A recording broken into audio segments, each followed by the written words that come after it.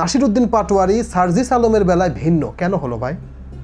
ভিন্ন হওয়ার একটাই কারণ, সেটা হচ্ছে নাসিরউদ্দিন পাটোয়ারি, সার্জিস আলম গত 18 মাস তারা সরকার ক্ষমতায় থাকা অবস্থায় যে কর্মকাণ্ডগুলো করছে, যে নেতিবাচক কাজগুলো করছে, এতে বাংলাদেশের সাধারণ মানুষ মনক্ষুণ্ণ হয়েছে।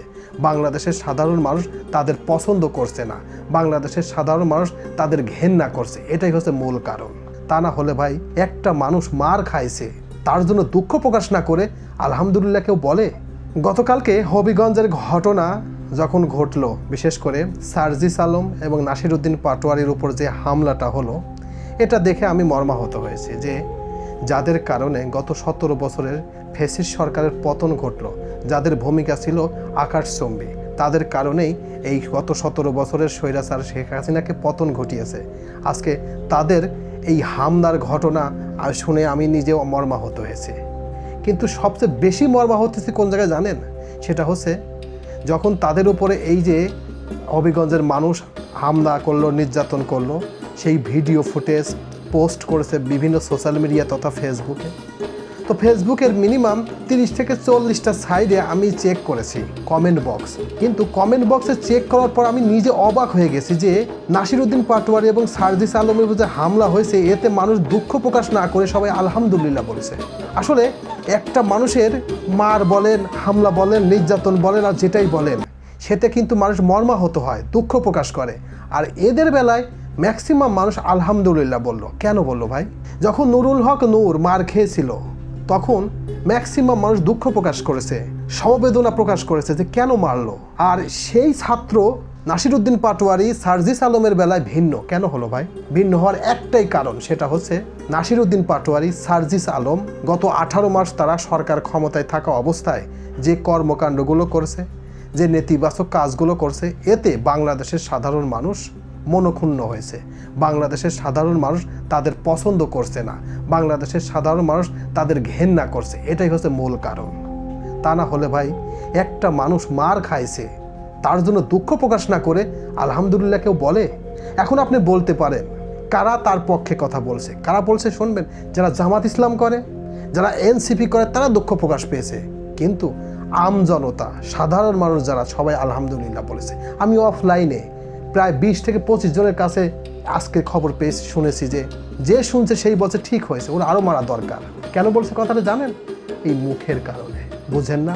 শেখ হাসিনার এই মুখের একটা ভাষা, একটা কথার কারণে 17 বছরের সিংহাসন একেবারে 30 দিনে ধ্বংস হয়ে গেছে। তো নাসিরউদ্দিন পাটোয়ারি গত 18 মাস ধরে যে নেগেটিভ কথা বলেছে, বিশেষ করে কিংবা বিএনপির যেসব লোকজন তাদের বিরুদ্ধে যেসব কথা বলেছে, আসলে এই কথা মুখে আনলেও ঘেন্না করে ভাই। একটা মানুষের মুখের ভাষা এত খারাপ হবে কেন? আর এই মুখের ভাষাটা এখন পর্যন্ত এনসিপির শীর্ষ নেতারা নিয়ন্ত্রণ করতে পারে নাই, তারা তাকে থামাতে পারে নাই। আর না থামানোর কারণেই আজকে এই পরিণতি হয়েছে। কারণ কি ভাই, আপনি রাজনীতি করেন, বিএনপি রাজনীতি করে, সবাই রাজনীতি করে। রাজনীতিতে সরকারি দলের লোককে আপনি সবসময় চাপে রাখবেন, এটাও সত্য কথা। কিন্তু ভাই, ব্যক্তি আক্রোশ করতে হবে কেন? পার্সোনাল ব্যক্তিকে নিয়ে কেন কথা বলতে হবে ভাই? আপনি নেগেটিভ কথা বলেন, যেটা বলেন, সরকারের কাজ, সরকার কোনটা নেগেটিভ কাজ করছে সেটা নিয়ে বলেন, কিন্তু ব্যক্তিকেন্দ্রিক কথা বলতে হবে কেন? আমি তো ব্যক্তিগতভাবে মনে করি এই নাসিরউদ্দিন পাটোয়ারির কারণেই মির্জা আব্বাস আজ অসুস্থ হয়েছে। এই মির্জা আব্বাসের বয়স কত ভাই? 70+। আমার জানা মতে নাসিরউদ্দিন পাটোয়ারির বাপের বয়স অত না, কিন্তু সেই বাপের ঊর্ধ্ব একজন ব্যক্তিকে যেসব খারাপ ভাষায় গালিগালাজ, যেসব কথা বলেছে, সেটা কি আপনি কল্পনা করতে পারেন? আর সেটা নিয়ে নাহিদ ইসলাম, সার্জিস আলম এরা কোনো প্রতিবাদ করে নাই, তাকে আরো লোয়াই দিয়েছে, আরও বলো, বেশি বেশি করে বলে, এইভাবে করছে ভাই। মার খাবেন না আজকে? এই যে আওয়ামী লীগ বলছে না যে ডিসেম্বর মাসে আসবে, আওয়ামী লীগ যদি ডিসেম্বর মাসে আসে, বিএনপির কিছুই হবে না ভাই, হবে হচ্ছে এই এনসিপি এবং জামাতের।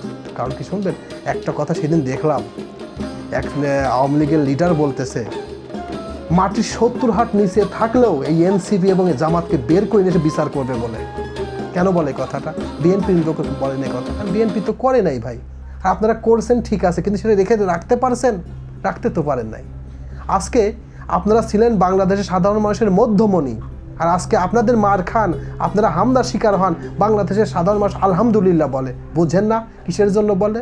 সম্পূর্ণ আপনাদের মুখের ভাষার কারণে বলে, আপনাদের কর্মকাণ্ডের কারণে বলে। এটা আপনারা বুঝতে পারেন না। একটি কথা ভাই পরিশেষে বলি, কথাটা তিতা লাগতে পারে।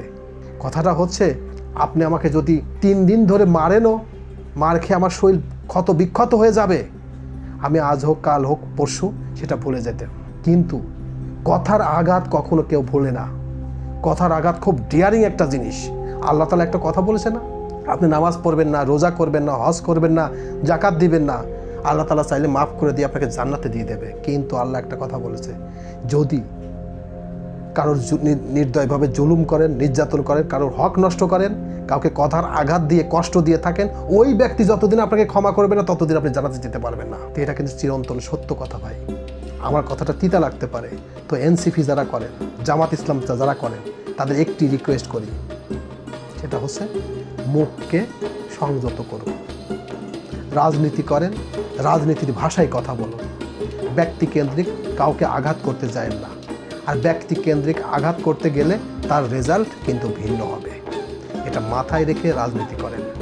আমরা রাজনীতি করি না, কিছু করি না, আমাদের বিএনপিও নাই, জামাতও নাই, আওয়ামী লীগও নাই। আমি একটি কথাই বলবো, সেটা হচ্ছে সব কিছু লিমিটের মধ্যে কথা বলেন। লিমিট ক্রস করে ফেললে তার রেজাল্ট কখনো ভালো হবে না, কখনোই ভালো হবে না। এটা মাথায় রেখে রাজনীতি করেন। তো অনেক কথা বললাম, আমার কথাতে যদি কেউ দুঃখ পেয়ে থাকেন ক্ষমা সুন্দর দৃষ্টিতে দেখবেন। তো সবাইকে ধন্যবাদ জানিয়ে এখানেই শেষ করছি। আল্লাহ হাফেজ।